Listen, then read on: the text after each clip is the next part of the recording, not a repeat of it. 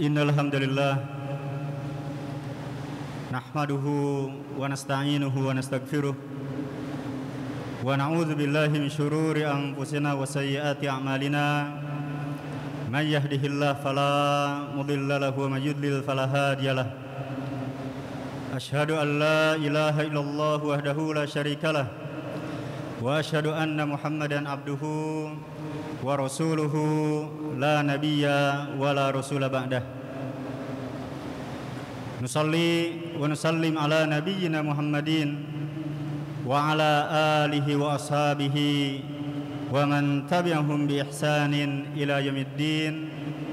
Amma ba'd, fa ya ibadallah, usikum wa iyaya nafsi bi taqwallah wa ta'atihi faqad fazal muttaqun. Wa qala ta'ala fi kitabihil karim, a'udzu billahi minasyaitonir rajim, ya ayyuhalladzina amanu taqullaha haqqa tuqatih wa la tamutunna illa wa antum muslimun.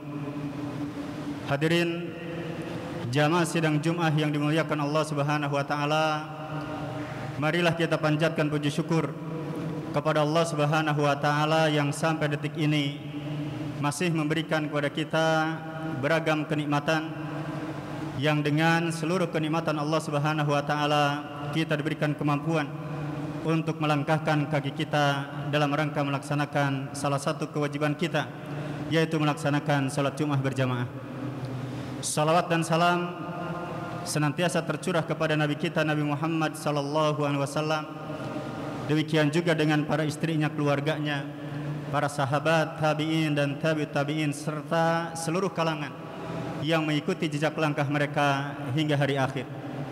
Dan selaku khatib, tentunya tidak bosan-bosannya menyampaikan wasiat takwa, dan inti daripada ketakwaan adalah melaksanakan perintah Allah dan meninggalkan larangan-larangan Allah Subhanahu wa taala.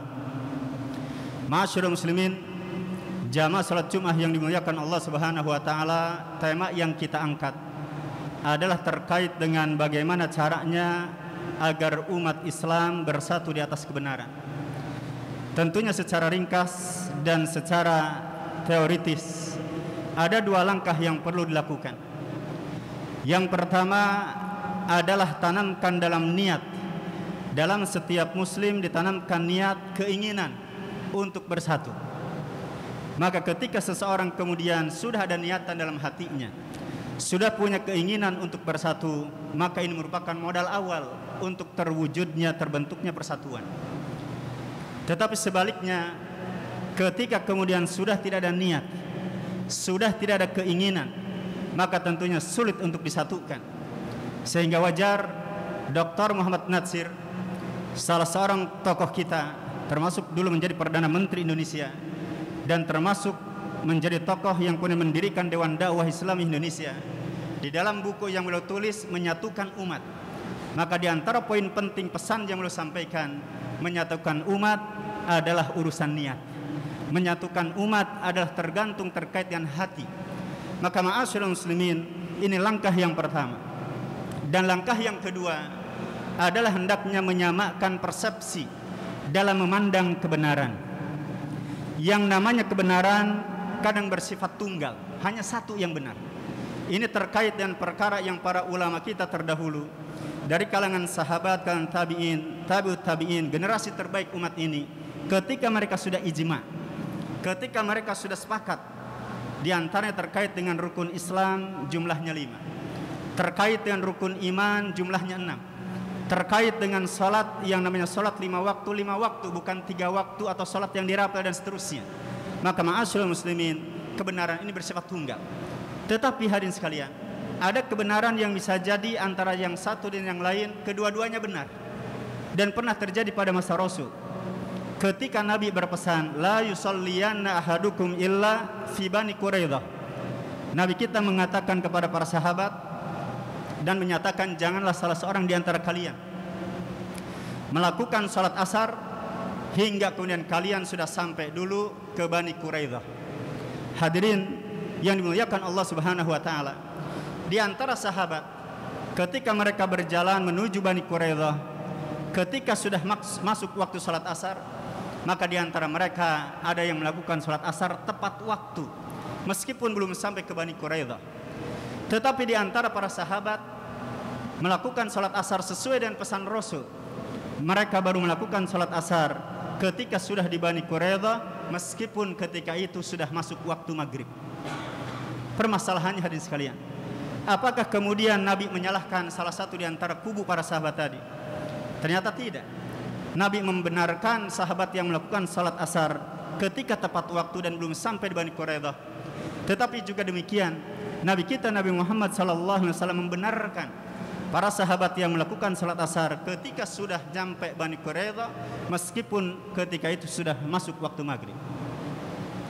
Demikian juga hadirin sekalian, ketika pada masa Rasul, sahabat Umar bin Khattab mendengar salah seorang sahabat membaca surat Al-Furqan, yang kemudian bacaan sahabat tadi berbeda dengan bacaan sahabat Umar yang diterima dari Rasul. Maka dibawalah sahabat tadi, diadukanlah kepada Rasul, yang kemudian apa kata Nabi? Wahai Umar, Iqra, coba kamu baca. Sahabat Umar membaca surat Al-Furqan, Nabi mengatakan benar. Kemudian Nabi mengatakan kepada sahabat yang satunya, coba kamu baca. Sahabat yang satunya membaca surat Al-Furqan, apa kata Nabi? Bacaan kamu benar.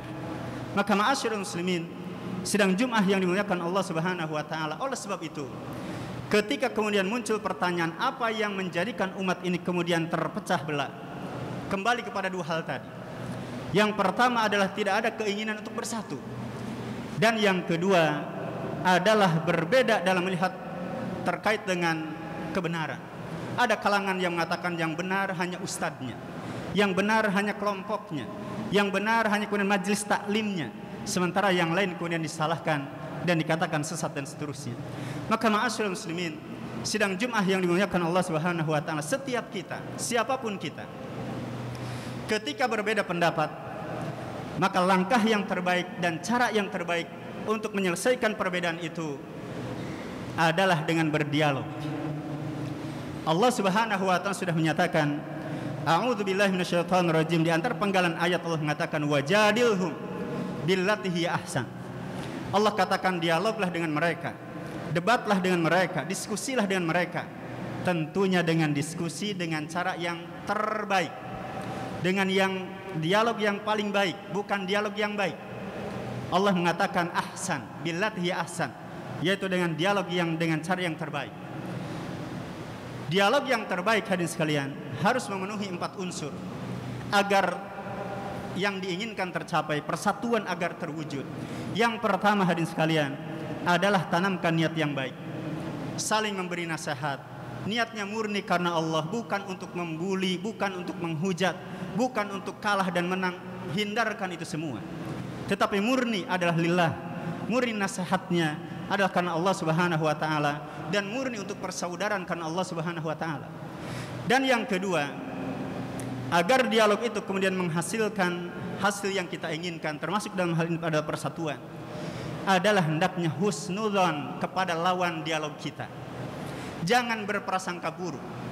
Karena hadirin sekalian, dengan adanya husnudzon, ketika kita ingin kebaikan, ketika saya ingin baik, saya ingin benar, tanamkan dalam jiwa kita, orang lain yang berbeda dengan kita juga ingin kebenaran dan ingin kebaikan. Sehingga dalam dialog nanti tidak ada yang namanya gebrak meja, tidak ada yang kemudian dengan lempar HP atau yang lainnya, atau menampar atau memukul dan seterusnya. Itu akan terhindarkan.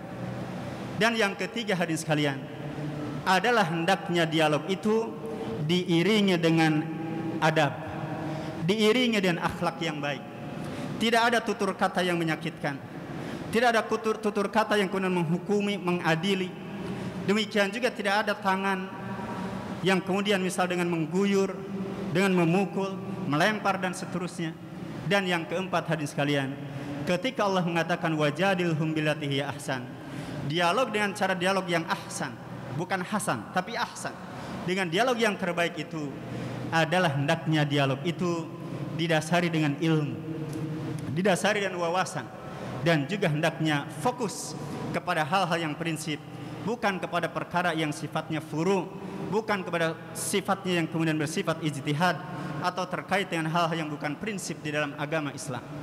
Maka ma'asyiral muslimin, mudah-mudahan dengan adanya 4 hal ini, dialog yang ada kemudian terwujud atau terwujudnya persatuan adalah dengan adanya dialog dengan menggunakan cara yang terbaik yang sesuai dengan firman Allah Subhanahu wa taala.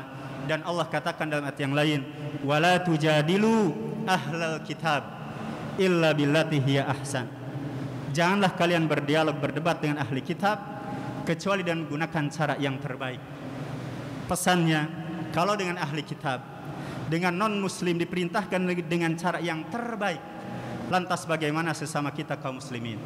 Lantas bagaimana sesama kita, misal sesama ormas, sesama misal dalam perusahaan, sesama divisi dan seterusnya?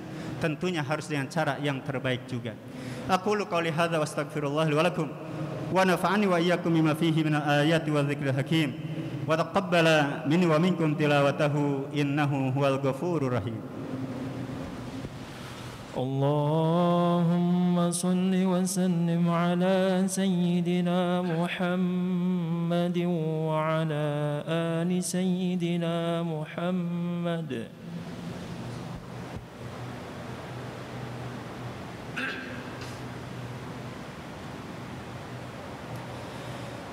Innal hamdalillah nahmaduhu wa nasta'inuhu wa nastaghfiruh wa na'udzu billahi min syururi anfusina wa sayyiati a'malina may yahdihillahu fala mudilla lahu wa may yudlil fala hadiyalah. Asyhadu an la ilaha illallah wahdahu la syarikalah wa asyhadu anna Muhammadan abduhu wa rasuluhu la nabiyya wa la rasula ba'dahu ba'd. Ma'asyiral muslimin, sidang Jumat yang dimuliakan Allah Subhanahu wa taala, setiap kita pasti akan dikatakan atau akan menyatakan setiap kita berpegang pada Al-Quran dan Sunnah.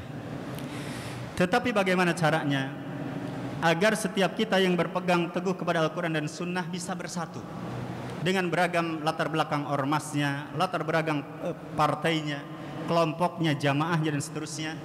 Maka tentunya hadirin sekalian, 3 hal yang perlu dilakukan. Yang pertama adalah kembalikan permasalahan klasik kepada ulama klasik.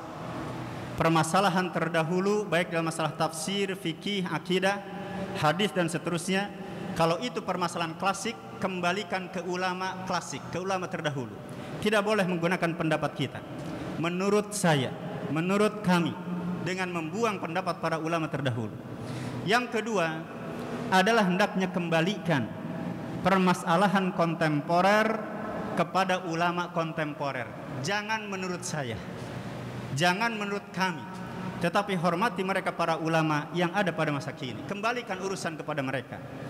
Dan poin yang ketiga dalam konsep menyatukan umat ini adalah tidak boleh fanatik, tidak boleh ta'assub dalam perkara yang bersifat ijtihad, yang bersifat furu', yang bersifat cabang. Sehingga hadirin sekalian, kalau kita ambil contoh terkait dengan permasalahan klasik, diantaranya misal adalah salat tarawih berapa rakaat jumlahnya, kita tinggal kembalikan kepada ulama terdahulu. Bagaimana pendapat ulama terdahulu? Dan lari ke poin yang ketiga, tidak boleh fanatik.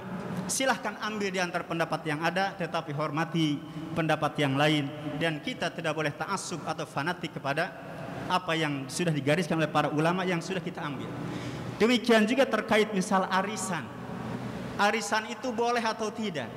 Ulama kontemporer sudah terbagi 2. Ambil di antara pendapat ulama itu, dan jangan lupa masuk poin yang ketiga, tidak boleh fanatik, tidak boleh ta'assub terkait dengan apa yang kita pilih. Artinya kita pilih salah satu di antara pendapat yang ada dengan tetap berlapang dada, menghormati, mentolerir adanya perbedaan yang bersama dengan kita.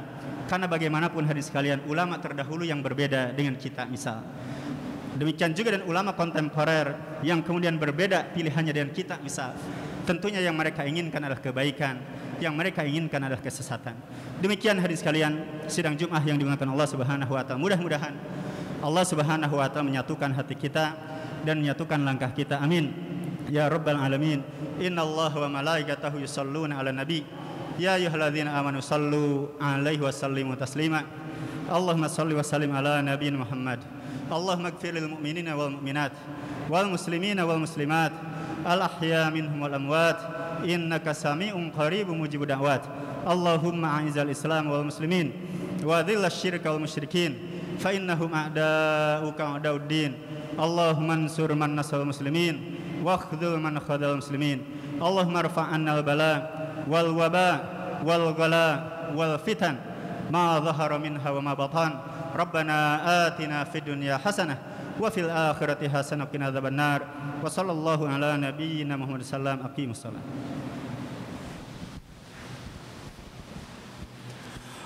Allahu akbar.